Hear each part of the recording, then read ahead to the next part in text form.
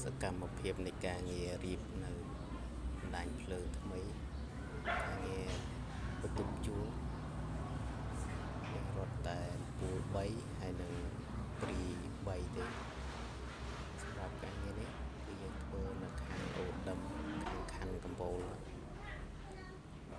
ចំនួន20បន្ទប់គឺមាន2ជាន់ជាន់លើនិងជាន់ក្រោមឥឡូវយើងបានរត់បន្ទប់នេះរួចហើយជាងកំពុងហើយទាំងអស់នេះគឺជារូបភាពការងារនៃការរៀបចំនៅបន្ទប់គឺការរត់ភ្លើង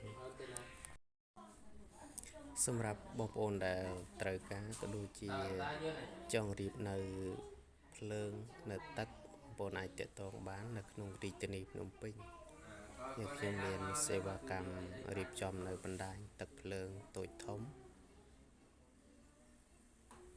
ការងារតិចតួចក៏ពួកខ្ញុំទទួលធ្វើដែរការងារជួសជុលចាស់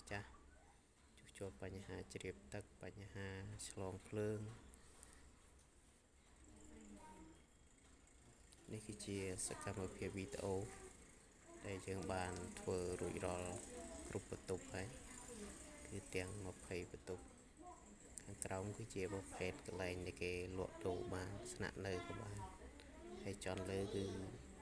ជាកន្លែងដែលសម្រាប់ស្នាក់នៅតែបន្ទប់ជួលបងប្អូនអាចទាក់ទងតាមរយៈលេខនេះបានបើត្រូវការជាងភ្លើងជាទឹក